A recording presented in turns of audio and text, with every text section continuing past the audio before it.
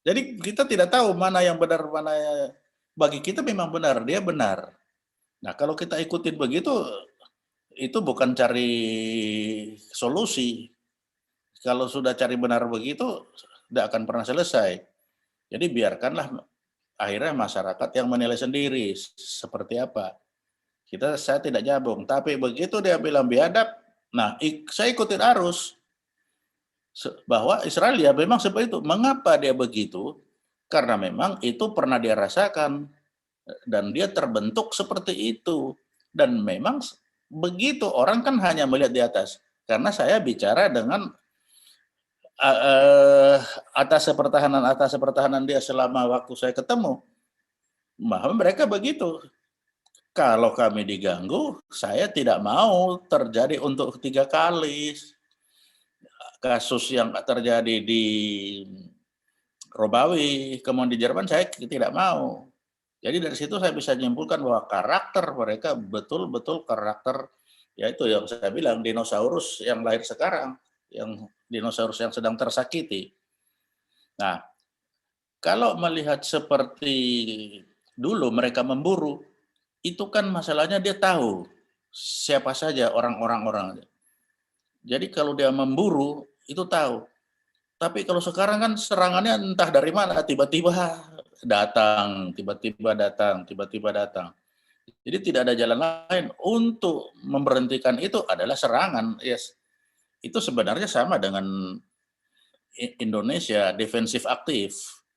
Begitu diserang, serangan itulah merupakan bagian dari pertahanan.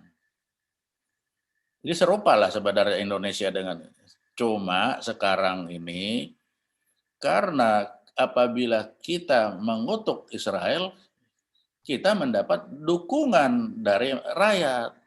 Nah ini, karena bagi rakyat kita, betul-betul Israel itu dipersepsikan sebagai penjajah. Karena sebagai penjajah harus dienyahkan dari muka bumi. Nah, para politikus ini supaya mendapat dukungan suara, ya dia ikut. Jadi tidak mungkin kita melawan itu debat kusir, capek. Jadi yang benar ya seperti sekarang, kita lebih bermain-main di perang informasi. Kita sampaikan fakta yang benar, kita lihatkan. Jadi biar let them sing.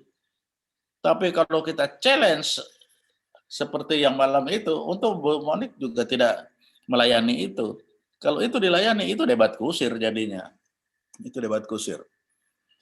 Jadi saya kira memang sekarang kita tempat-tempat akun-akun itu dimasuk, ya kita berani untuk menyampaikan supaya terlihat, oh sudah ada orang-orang lain yang punya pandangan yang berbeda. Yang sekarang ini sepertinya kan seragam satu, tapi sekarang sudah yang berbeda. Nah kalau ini kita lanjutkan terus-menerus, saya kira pelan tapi pasti masyarakat Indonesia ini mulai terdidik. Sekarang dia belum tahu. Apalagi masyarakat kita ini masyarakat yang malas membaca. Padahal kalau kita lihat di Wikipedia kan banyak sekali itu. Tapi dia malas membaca. Atau dia tidak tahu apa gunanya membaca ini. Jadi saya kira itu dari saya, Pak. Oke, mungkin Ibu Monik ada tanggapan? Ya, terima kasih. Saya menjawab pertanyaan tadi ya, yang pertama tentang agama yang dimaksud, jangan pakai agama. Bapaknya masih ada nggak yang nanya? Masih ya? Ya, kalau menurut saya nggak perlu kita bales-balesan, karena Haikal Hasan ngomongnya kayak gitu, memang dia sengaja untuk mencari kesempatan ya, untuk menjatuhkan gitu, untuk mencari. Sebelumnya soalnya dia tuh mengeluh di off air-nya ya, sebelum mulai live, followersnya tuh turun banget sejak dia membela Israel. Jadi mungkin kemarin itu momen membalikan keadaan gitu loh. Jadi hampir 9 juta Pak Ponto kemarin dengar nggak ya omongan itu? Atau saya doang? Jadi dari hampir 9 juta, Twitternya merosot hingga 2 jutaan saja gitu. Jadi ya mungkin karena itu ya. Jadi ya itu momen kemarin untuk membalikan keadaan. Dan setelah selesai acara, saya wawancara Pak Haikal, saya bertanya apa saja kelemahan-kelemahan dan sebagainya, ya ternyata jawabannya nggak jelas. Bisa dilihat di YouTube Fakta Israel ya, momen tersebut. Ya, Pak Ponto juga saya wawancara, belum saya bikinin Pak itunya, hasilnya. Nah, jadi saran saya jangan sampai kita terjebak masuk ke ranah agama dan akhirnya membuat mereka berapi-api melaporkan kita. Ya, yang bisa kita lakukan, pakailah sejarah Israel dari sejarah dunia. Banyak banget. Dari sejarah Mesir ada bangsa Israel, ya kan? Dari sejarah Persia ada bangsa Israel, dari sejarah Babilonia ada bangsa Israel, Romawi apalagi banyak sekali gitu. Jadi hati-hati teman-teman, masa-masa ini adalah masa-masa kritis buat bangsa kita sampai 2024 kalau menurut saya. Nah, jadi kita harus main cantik gitu ya kira-kira. Itu aja sih Pak Paul. Oke. Luar biasa. Ini mungkin Pak Paul. Ya Pak Jenderal. Oke, saya bantu Bu Monik dulu lah sedikit ya. Ya. Kalau kemarin di bawah ranah agama mana? Saya kan sudah katakan kita nggak beragama Kristen. Mereka yang bilang agama Kristen kan. Kalau di bawah ranah agama, apa referensi yang dipakai sebagai patokan untuk menjadi bahan diskusi? Nah, nggak betul. Bu Monik itu betul. Dia tidak mau dibawa ke ranah agama, selain yang disampaikan Ibu itu tadi. Tetapi kalau mau bawa ranah agama, mana yang mau dipakai? Apakah kita berpedoman kepada Bible atau pedoman kepada buku kitab sucinya dia? Sementara saya katakan, nggak ada kitab suci kecuali kitab Wahyu mungkin. Yang lainnya kan sejarah itu. Bahwa Bible itulah membuktikan sejarah manusia, hubungan manusia dengan Tuhan, bagaimana manusia bergumul dengan Tuhan, bagaimana manusia mengkhianati Tuhan, bagaimana manusia melanggar konstitusi Tuhan. Makanya kan Israel dihukum itu kenapa? Karena dia mengkhianati Tuhan. Coba saya tadi, sekarang boleh saya bicara lanjut gimana Pak Paul? Atau masih ada lagi yang Pak Paul inginkan? Karena kita cuma waktu tinggal setengah jam lagi. Nah, terus gimana? Oke. Kalau saya mau setengah jam, tolong buka yang saya kirim barusan. Barusan? Oh, harus saya pindah dulu Pak Jenderal. Iya, karena kan saya bilang tadi, saya belum selesai. Saya buka barusan, karena sambil barusan ya, yang barusan dikirim ya? Ya, barusan dikirim. Biar ada 2 file. Biar semua terbuka. Jangan-jangan kita pun tidak tahu. Saya juga diajarin kok ini. Di belakang saya juga banyak yang ngajarin. Ya. Jadi tolong ya kita buka bersama biar tahu ini sebenarnya udah nubuatan Tuhan. Nubuatan Tuhan bukan ramalan ya, saya beritahu. Nubuatan Tuhan harus digenapi. Tetapi saya bilang sama Bu Monik, nanti Bu Monik, tolong nanti nomor teleponnya Bu Monik, kalau saya minta data tolong dikasih tahu. Ya, karena saya akan bikin buku ini, proses pengambilan keputusan untuk kepentingan nasional atau untuk kepentingan negara lain atau kepentingan partai politik. Seperti yang disampaikan oleh rekan saya itu, ya my brother Pak Ponto itu bilangnya apa? Ini ada kepentingan, betul. 2024 udah diambang pintu. Nah, mari kita Bapak, yang namanya strategi lawan strategi nasional lawan strategi khilafah. Saya bicara strategi nasional ya. Nah, tapi karena Bu Monik kemarin, untung Bu Monik itu cerdas. Dia tidak mau digiring ke ranah agama. Karena kalau dibawa ke ranah agama ya gimana? Ya pasti mereka yang kata Pak Ponto itu pokoknya mana mau ngalah. Kenapa? Sudah tegak tengkuk. Lebih parah dari Israel sebenarnya. Ya, betul. Udahlah, nanti kita buka. Sudah bisa dapat nggak? Pak apa? Halaman 19. Sama yang tadi kita, ini bukan. Bukan, ini yang terbaru. Baru aja saya kirim. Yang tadi udah batalkan aja itu. Ya kan? Gimana Yang caranya baru, ini? yang baru. Alamat apa? Slide 19 coba.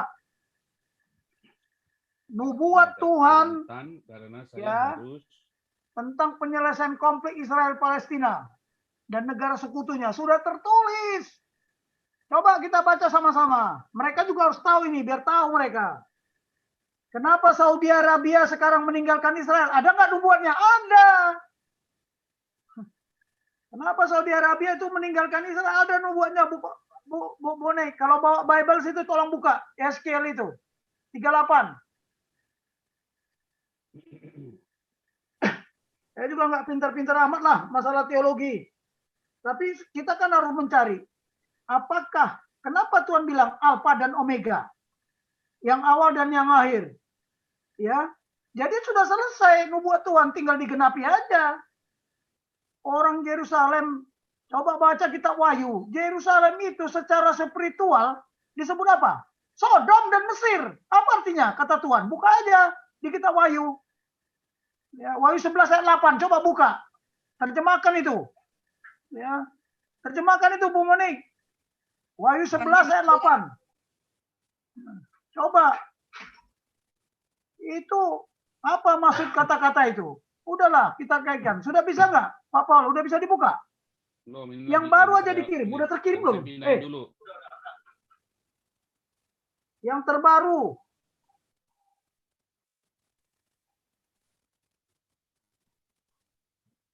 Bu Monik sama Pak Ponto kemarin mengalah. Saya acukan jempol. Ya, akhirnya mereka yang terjebak.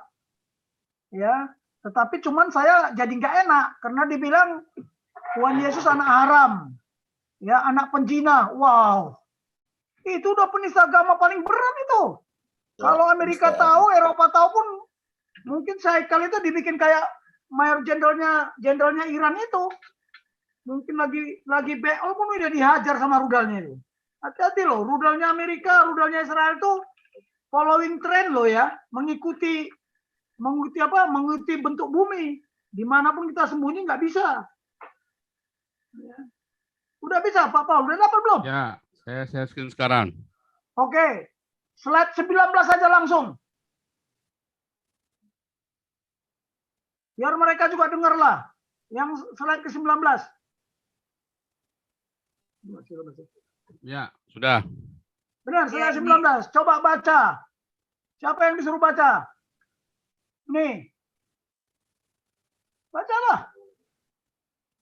Sama-sama kita baca. Ini ya. Ya.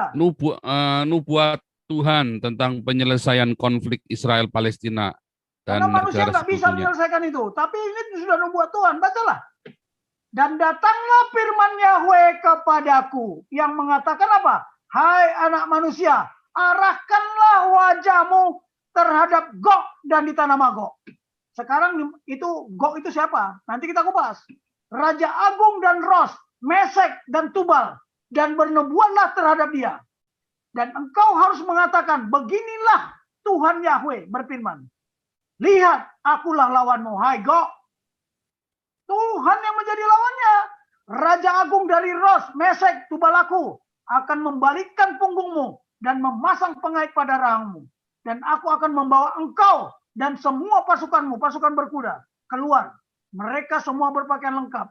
Baca ini, kumpulan orang banyak dengan perisai besar dan kecil. Mereka semuanya yang memegang pedang. Lihat di bawah, orang Persia, Ethiopia, Libya. Ya, bersama mereka semua dengan perisai dan ketopong. Lihat sekarang, negara yang mengutuk-ngutuk Israel itu sudah berapa? Libya udah lenyap nggak? Syria udah lenyap nggak? Romawi udah lenyap nggak? Yunani udah lenyap nggak? Masih belum percaya. Barang siapa yang mengutuk Israel akan terkutuk. Baca lagi nih. Bersiaplah, ya persiapkanlah dirimu sendiri. Engkau dan seluruh kumpulanmu yang telah dikumpulkan kepadamu, dan engkau akan menjadi penjaga bagi mereka. Sesudah berhari-hari engkau akan dikunjungi, dan sesudah bertahun-tahun, coba pelajari itu, bertahun-tahun engkau akan masuk ke sebuah negeri yang telah berbalik dari pedang itu. Siapa itu? Yang dikumpulkan dari banyak bangsa di atas pegunungan Israel. Yang telah menjadi runtuhan. Di situ nggak ada kata-kata Palestina, Israel. Ya, menjadi runtuhan. Tapi kalau ini kita adu, kitab suci kita adu dengan kitab suci, ya kalau di negara ini nggak akan menang. Ya, coba slide 20, slide 20 Pak. Baca. Engkau akan muncul. Slide 20, Pak Paul.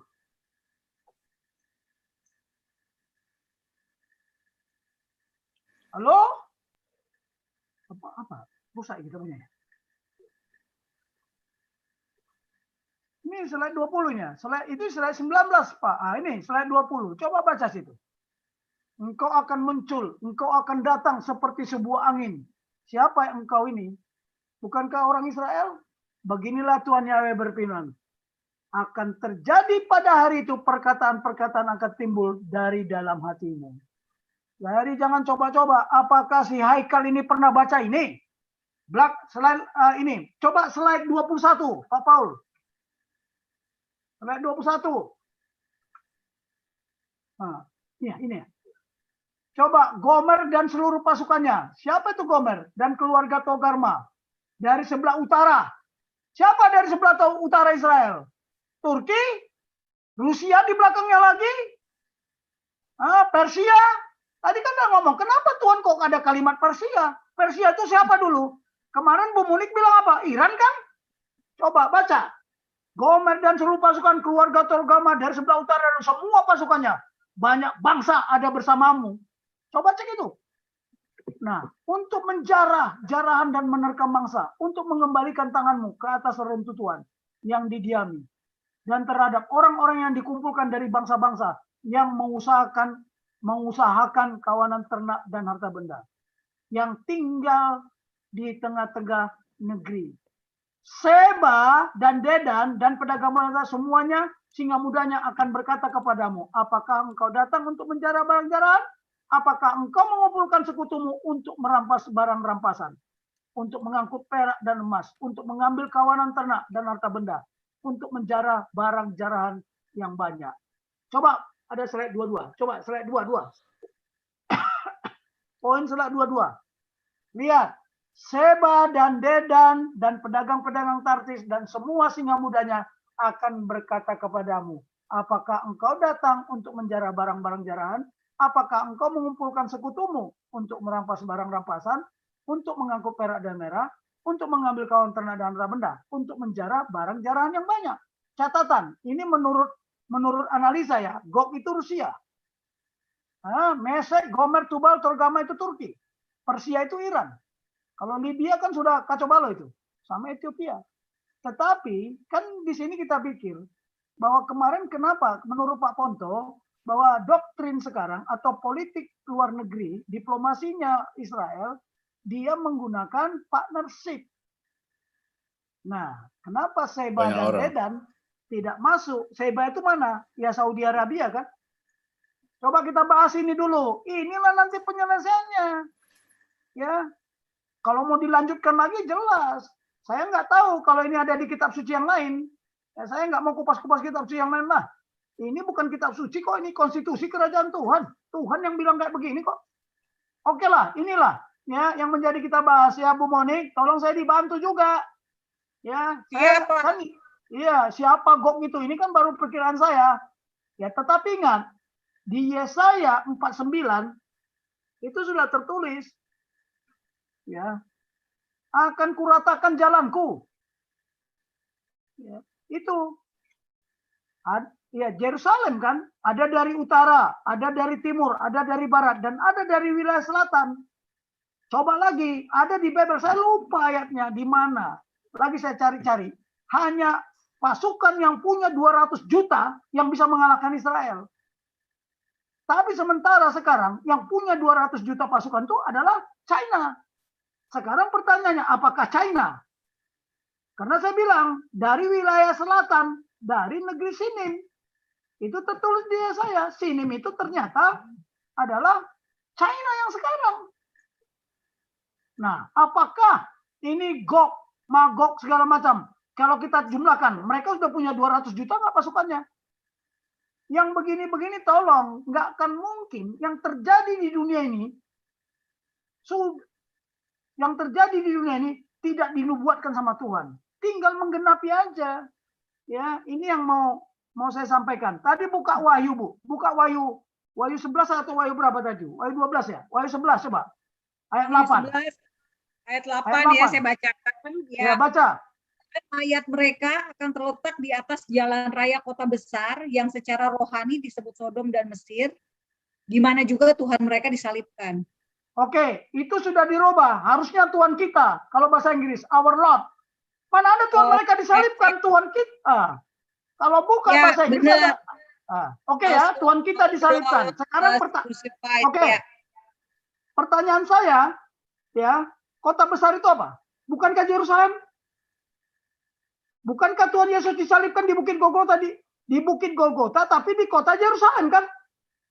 Pertanyaannya, kenapa di kitab Wahyu tertulis seperti itu? Yang secara rohani adalah Sodom dan Mesir. Kok ribut-ribut masalah Yerusalem? Itu Wahyu Tuhan loh ya. Wahyu Tuhan Yesus kepada siapa? Yohanes. Satu-satunya murid yang tidak mati martir. Satu-satunya Tuhan yang menyaksikan di depan kayu salib. Tapi itu apa artinya? Itulah main-main mereka. Kalau udah nubuatnya begitu mau diapain? Mau bantah Tuhan? Bantah. Tapi itu persinya Tuhan kita, iman kita. Itu aja wahyu udah dirubah. Our Lord dirubah menjadi Dear Lord. Yang benar mana? Ya jelaslah Tuhan kita yang disalibkan. Mereka bilangnya Tuhan mereka. Nah, kenapa Alkitab kita mereka yang terjemahkan? Orang Pakistan, ahli sastra Melayu, orang Malaysia. Jadi jangan bangga kita ya. Kemarin, wah kata Allah menang. Ya kalau dia takut dituntut karena dia yang menerjemahkan. Iya. Saya bukan orang pintar ya. Saya menganalisa. Ini nggak mungkin nggak ada nubuat